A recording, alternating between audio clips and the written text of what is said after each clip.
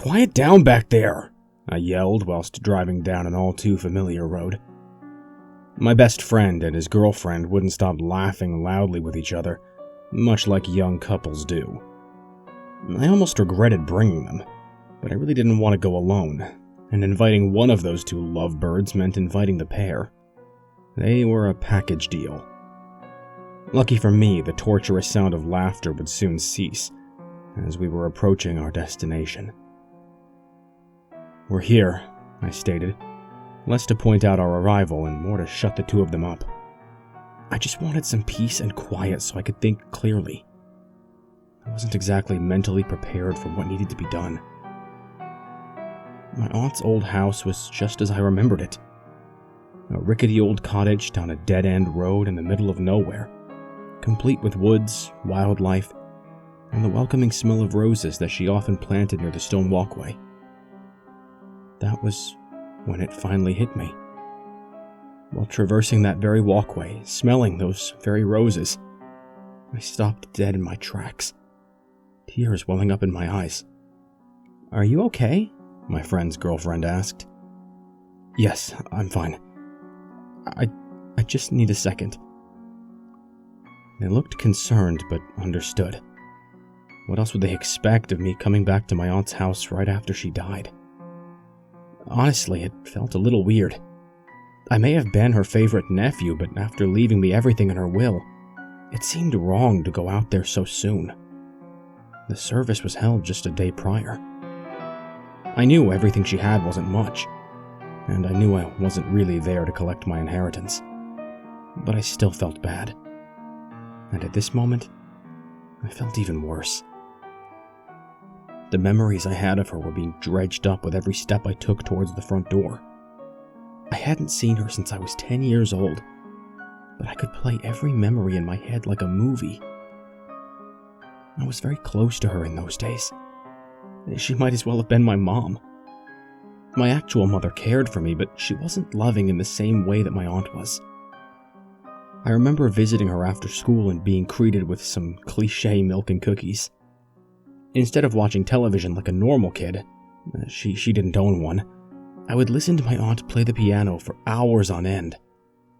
We would sometimes go bird watching or work in the garden, things that I've not done or even thought about doing since. These are some of my most treasured memories, and just like treasure, I kept them locked up and hidden away for many years. Until now. As I approached the door to the cottage, I stopped in my tracks once more. "Seriously, are you okay?" my friend asked this time, seeming very concerned. He had never seen me like this before. "I'm fine. Why don't you two take that hike you were talking about? I'll go on in and take a look around. You guys can meet me back at the car later." "If you say so." The two of them took off down a trail in the woods, and I was left standing there, looking at the house that I'd not seen in many years. The feeling that overcame me was so strange. It's hard to put into words. It was more than grief, greater than sadness. I guess the best way to say it is that I missed her. It's funny. If she could see me now, she probably wouldn't recognize me. I'm tall, bearded, and wear glasses, almost the polar opposite of my appearance as a child. Thinking of this just made me sadder. She would never get to see the man I had become. With one last sigh of emotion, I marched on and reached for the handle of the front door. My aunt didn't have locks on her doors or windows. The house was constructed so long ago that it wasn't even built with them. She could have had some installed, but she didn't feel she needed them out in the middle of nowhere. She brought it up one of the first times I stayed there, saying, "Trust the world, and it will set you free." When I was a kid, hearing her say this made me feel safe somehow. Being fully grown and recalling this statement now, I find it very peculiar. But then again, that was my aunt for you. Unpretentious and oblivious to the rest of the world around her. Honestly, I missed that part of her the most. All of these memories came back to me piece by piece as I pulled the door open. The bittersweet release I felt was interrupted when I saw the inside of the cottage. Everything, and I mean everything, was exactly in its place. It felt like I was a kid again, coming over after school to enjoy my aunt's company. My memories were projected right in front of me like a nostalgic outburst of energy. I could see my aunt sitting at the piano, playing, as she often would. I could see me, sitting there, eating some homemade cookies, listening intently to the music. I could see her again cooking dinner in the kitchen, as I sat on the couch reading one of her old books. I walked past these living recollections and went upstairs to see more. I stopped quickly when I reached the top of the staircase. I realized that it only led to the attic. I had no interest in it, remembering that my aunt used it for storage, so I traveled back downstairs. I didn't know what I was looking for exactly. Maybe just a little peace of mind to put my heart at ease. Maybe just something that would let me know without a doubt that my aunt passed away peacefully. In truth, I felt an immense amount of guilt being in that house again. Almost too much to bear. When I was just shy of 11 years old, my parents moved out of state. This is when I stopped seeing my aunt. We kind of lost touch, especially seeing as she didn't have any real means of communication out there. No phone, no computer. She didn't even have a mailbox, and the nearest post office was over 20 miles away. Being older now, I could have easily paid her a visit, and I'm sure she would have loved to see me. I guess I just thought she would always be there. Unfortunately, she had a heart attack, and with no hospital or neighbors for miles, death came knocking on her unlocked door in a hasty fashion.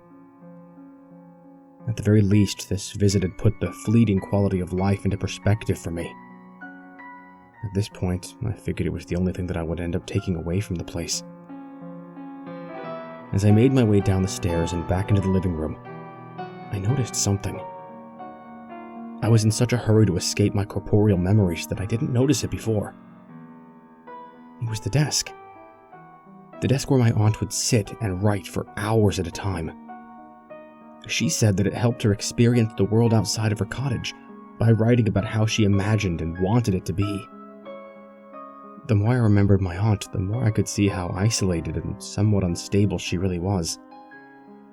She was odd, but I loved her just the same, even now. What I hadn't noticed upon entering the house was that the desk drawer was open. I looked inside and found a single sheet of paper with my aunt's handwriting on it. And this is what it said. To my dearest nephew. If you are reading this, then the cold tides of death have swept me away once and for all. I know that we've not seen each other since you were a child, but I hope you still think fondly back on our time together. I was happy to look after you, and I know that you were happy to spend time with me. I don't want you to be sad or feel off-put about my death in any way. This is how it is, and in turn how it was meant to be. I will always hold you dear in my heart, and I hope you'll do the same for me. I want you to live freely despite this, and enjoy each and every moment of your life just as I did mine. I will see you again someday, and I look forward to it. Trust the world, and it will set you free. I shed a single tear reading this passage, knowing that my aunt wanted me to find peace in this old house. The very closure I was looking for was in her desk the whole time. The elation I felt almost distracted me from the postscript at the bottom of the page. P.S. Don't go in the basement. How peculiar. What was down there? Was my aunt hiding something? If so, what was it? Curious as ever, I walked over to the basement door with the letter in hand, knowing that the answers were down there. I took one last look at the warning. "Don't go in the basement." It was most likely the ramblings of an unstable woman on the verge of death, but what could be the real meaning behind it? Why the basement? Why me? I could recall the basement from when I was younger, but I didn't remember much. I had only been down there once. My aunt was outside gardening while I was inside reading one of her books. I grew tired of reading and set the book down on her desk. Soon after, I began wandering around the house out of boredom. I walked around the entire cottage rather quickly. Eventually, I came upon the basement, somewhere I had never played before. Knowing my aunt wouldn't be in for a while, I decided to venture on. I turned the knob and swung the door open. I could only see the top of the stairs descending down into darkness. Despite the bit of fear rattling in my chest, I pressed on. Once down there, my field of vision was filled with pitch blackness. This caused me to scramble about looking for a light switch. After a few moments, I bumped into a string dangling from the ceiling in the middle of the room. Upon pulling it, the room lit up, however dimly. What I saw disappointed me.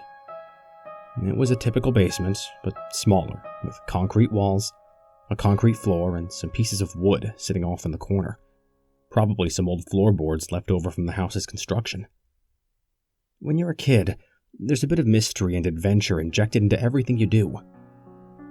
This adventure ended on a flat note, leading me to an unused space, lost to the depths of the house. The next thing I remember was my aunt's voice as she came down the stairs, yelling, "You can't be down here!" She sounded more worried than angry, probably scared I would somehow hurt myself down there. There was more to this memory, but that was all I could recall while standing in front of the basement door. I turned the knob and swung the door open, revealing only the top of the stairs and the basement below, completely void of light. Instead of feeling adventurous like I did as a child, I now felt nervous, repeating the words my aunt had left for me over and over in my head, and then asking myself once more, why? I crept down the stairs slowly, so as not to shake the foundation. That's what I told myself, but I guess my sluggish pace was largely on account of the fact that I was frightened at what I might find when I reached the bottom. Growing impatient and uncomfortably anxious, I picked up the pace a bit. I felt the concrete below my feet, and I rapidly darted towards the center of the room, reaching for the light, praying that it still worked. I felt around for the string and then pulled it. To my delight, it still harbored electricity. The room became dimly lit. In a panicky state, I spun around, looking every which way as I did. What I saw surprised me. There was nothing there. It was just how I left it when I was a kid. Even the old floorboards were there, still untouched. I felt relieved, but far more confused than before. Why didn't my aunt want me to go down here? I pondered for a bit and figured that maybe there was asbestos or mold in the cellar walls. This would explain why she didn't want me playing in there as a kid, and why she didn't want me in there as an adult either. She just wanted to keep me safe, like she always did. This made me feel better, but deep down I knew there was more behind my aunt's plea. As I made my way over to the stairs, something gave me pause. Memories were coming back to me. I could recall being in the basement when I was younger, but there was something different about it. Different than how it looked now. There was a door. A door that led straight to the attic. How could I have forgotten? It was all so clear to me now. I remember finding a door down there and entering the attic. I knew that it was the attic because I peered out the window and saw my aunt gardening 2 stories below. I waved to her, but she was too busy to notice me. I found it odd at the time that I was able to travel directly from the basement to the attic without so much as climbing a single step, but I brushed it off. After all, I was only 10, and I had no interest in getting caught up in the semantics of how a house was built. Being older, this strange memory was perplexing. How could the basement lead to the attic? It isn't even remotely possible. I tried to call on some more memories, but the details of that day were still fuzzy. I tried convincing myself that it was a dream I was recalling. How could it have been anything else? It was nonsense. It was nonsense, right? There's no way it really happened. Somewhat comfortable with this hypothesis, I continued to the stairs, but not before giving the basement another once-over. What I saw eliminated all doubt from my mind. There, in the middle of the far left wall of the basement, was the door from my memory. I squinted and rubbed my eyes, keeping them closed for a good few seconds before opening them again. When I did, the door was still there, as tangible and existent as ever. This couldn't be. It just couldn't. I knew for a fact that the door was not there just a few moments before, and I had already convinced myself that my childhood memory was nothing more than a bizarre dream. What the hell was going on? There was only one way to find out. After regaining some composure and mustering up a small amount of courage, I walked, however slowly, towards the inexplicable door. My unhurried movements mirrored my hesitant exterior, allowing me to stall for a moment while I gathered some nerve to actually open the damned thing. Despite my slothful motion, I covered the gap in a few seconds, a testament to the basement's small size. The moment of truth was upon me. I took a deep breath, turned the knob, and pushed the door open. This was it. I would finally get to the bottom of my aunt's plea and my own odd memories. The door creaked and revealed the room behind it. Lo and behold, it was none other than the attic, just as I remembered it, window and all. But how? The sunlight came through the windows and danced across the room brilliantly, leaving me awestruck. I walked forward to look outside, to make sure that this was indeed the attic and that I hadn't gone completely crazy. After peering out the window, that verdict was still up in the air. 2 stories below was my aunt's yard. The grass was green as ever, and the sky was clear as day. Everything was so vibrant. I looked over at my aunt's garden, and to my surprise, there was a person there. It was a woman, and she was gardening. Who was that, and why was she in my aunt's garden? I turned around, She turned around, revealing her face, and to my surprise, it was my aunt? What? How? My aunt was dead. I watched as she was lowered into the earth. Just then I heard the sound of footsteps from behind me. Startled, I turned around to face the noise. "Who are you?" a soft voice asked. It was my 10-year-old self, standing just 20 feet away from me. I was in such a delirious state by this point that I decided to just go with it and converse with myself. "I'm a friend," is all I could think to say. "You're a friend of my aunt's?" he asked innocently. I had forgotten just how curious I was as a child. "Yes, a very dear friend." My younger self walked over to look out the window where I was standing. I stepped aside and let him do so. He saw our aunt outside gardening below and waved at her. She didn't notice. "Do you have an aunt?" he asked. "Yes, but she passed away," I said. "I'm sorry to hear that." Just then, an epiphany struck. Maybe this was the reason I was here. Maybe this was the closure I needed all along. Listen to me. I know it's hard for you to understand right now, but someday, your aunt will pass away too. I want you to spend as much time as possible with her, and visit whenever you can. You mean the world to her, and you will regret it if you don't make an effort to be with her now while you still can. "Okay," is all he said. That's all he needed to say. After walking around and looking at some of the old stuff in the attic, including some old books that caught his eye, My younger self left the attic to venture back to the basement and shut the door behind him. I looked out the window and noticed that my aunt had finished gardening and was now walking back to the house. This was when my next epiphany struck.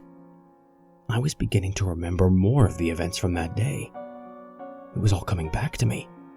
I remembered me, as I look now standing in the attic, the friendly bearded man with glasses.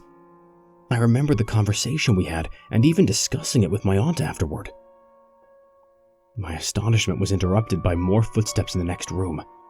This time they were my aunt's. I ran over to the door and listened. "You can't be down here," she yelled in a worried tone. I wanted to open the door and confront her, just to see her one last time and to tell her that I'm sorry for never visiting. I reached for the knob, but I thought it best not to go out there. She would probably have thought that I was an intruder lurking around her house. As I said before, she wouldn't recognize me all grown up. My apology would have to go unspoken. I could hear her scolding the younger version of me, and then bringing me back upstairs. Instead of just listening to find out what happened next, I remembered. I could recall telling my aunt about the attic door in the basement and the friendly bearded man. She told me that I had quite the imagination and told me to wash up for dinner. Looking back now, I remember a troubled glint in her eye, especially after divulging what the bearded man told me. She seemed to know more about my experience than she let on. I stood there for a while, taking everything in. Eventually, I decided it was time for me to leave. I grabbed the knob and jiggled it. It wouldn't budge. I turned it a little bit harder, but to no avail. A wave of terror consumed me. This didn't make any sense. The doors in my aunt's house had no locks. Then again, nothing made sense up until this point either. I backed up a little and ran into the door. It remained still. I did this a few more times and even tried breaking the window. Nothing happened. Feeling weary, I sat down and took a breather. This is when I heard a distant echo of footsteps and voices coming from within the house. It was my friend and his girlfriend. I had almost forgotten about them. I was saved. In a relieved stupor, I called out to them. It became quickly apparent that they could not hear me from wherever I was. I heard them walking around, calling out my name. I increased my volume and started banging on the door. "I'm in here, guys!" I yelled, not knowing whether I was below or above them. They still couldn't hear me. I began to panic. I started screaming at the top of my lungs and banging as hard as I could on the attic door. I received no response. With a dead voice and pained hands, I gave up. I put my back against the wall and slid down to a sitting position, a few tears streaming down my face. I just sat there and listened as my friend and his girlfriend conversed from within the house. "Where could he be? He said he would meet us at the car, right? If he's not in the house, then where the hell is he?" my friend asked his girlfriend. Did you try the basement?" she asked. "Yes, there's nothing but some old floorboards down there." "What about the attic?" she asked. "I tried there too. It's just filled with a bunch of old dusty antiques." "We'll have to call the police and have them look for him too. He must have gotten lost in the woods looking for us." As they made their way out of the cottage, my heart sunk. If they'd already searched the basement and the attic, then where was I? I quietly sobbed in the corner for a while before looking through some of my aunt's old things. It was all I could do at this point. I didn't care for any of it, save for one treasure of hers that caught my eye. It was a book with a blood-red symbol hand-painted on the front. I had never seen anything like it before. I opened it up and read the beginning aloud. "The spells in this book are to be followed precisely. If even one step is not executed properly, you might endanger yourself and those around you. Use these spells at your own risk." The odd nature of the preface littered my nerves with a sense of worry. Was my aunt a witch? Before turning the page, I noticed an old lace bookmark saving one of the pages. I opened up to it and looked at the chapter heading. Chapter 8, Horticulture. I glanced over at the next page and saw a spell meant to, quote, bring your garden to life. The ritual involved lighting some candles and making a circle of some special sand I've never heard of. From within the circle, you are to recite the spell verbatim. My Latin was a little rusty, but from what I could read of the incantation, it said something along the lines of bring above that which is below, which I assumed referred to the growing of plants. I gathered that my aunt performed the ritual in the attic, as there were some dormant candles in with her stuff. The inclusion of this book in my aunt's collection now made sense to me. She wanted to spice up her dull garden with a bit of witchcraft. I could say with some confidence that it more than likely backfired. I'm now stuck in this damn place, a place that seems to be a realm of its own. I will, more than likely, spend an eternity here. I'm now growing to accept my fate. She did warn me, after all. I should have listened. This is my fault, and mine alone.